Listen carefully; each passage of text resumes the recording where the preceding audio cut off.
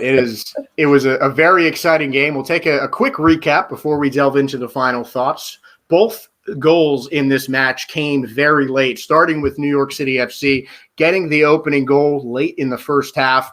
The classic connection, as they have done for so many times this season, Maxi Morales to Tati Castellanos in the 40th minute, getting the first goal of the match.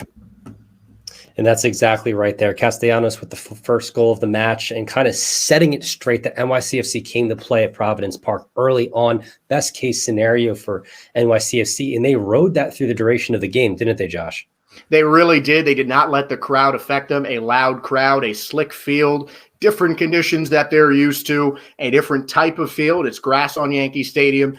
And it just was not, the NYCFC did not let it affect them. They controlled the game for probably the first 2/3 of the contest, but then the Portland Timbers really stepped up their aggression. Not what most fans expected going in today's match. I got to say, even myself, I was kind of duped here. Just seeing NYCFC control the flow of the match, the game plan that Ronnie put out there as a manager definitely worked today. I believe he outcoached Giovanni Savarese. I'm not really surprised by that. I mean, Savarese is a great coach, but we've seen Ronnie do it at the highest levels of the game here in Europe and now here in MLS. And Savarese still had some great coaching moves to be made. One of the best was putting on Diego Valeri, the hero for Portland on so many different occasions in the 88th minute. And that really sparked the push in the final 7 minutes for Portland Timbers. I was surprised to see NYCFC so confident, not necessarily confident, but still on that attacking foot late into the match there, not really hanging it back. You saw the confidence they had in penalties. I certainly thought that both teams were evenly matched. We saw quality penalties there. Both goalkeepers came ready to play in the penalty shootout. But at the end of the day, NYCFC got the job done. But they almost did not get there. It was in the 94th minute, 5 seconds before the final whistle would have blown for a 1-0 finish.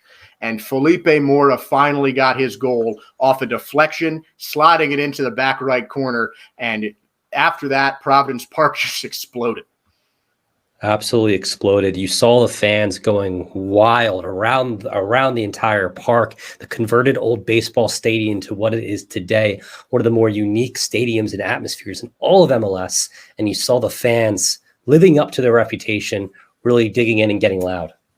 And they stayed loud through all of the extra times. Portland really controlled that. It was pretty back and forth, but we talked about those penalty kicks. Goalkeeping came up big. Sean Johnson has saved half of the penalties he saw in the MLS Cup playoffs. And that's quite remarkable there. You know, I thought that Andre Blake was the best keeper in these MLS Cup playoffs, but you might have to tip your hats off to Sean Johnson for dethroning him for this year's MLS Cup playoffs and specifically for his performance in the final. Does this make him go down as a club legend, Josh? We can talk about that later, but certainly I think it does. I think he was already a club legend, the clear choice for captain after David Villa left, and there was not even a debate. Chanot, Collins, they had been there a lot, but Sean Johnson has been a proven leader and just an all-around great guy in the locker room, with the fans, with everything.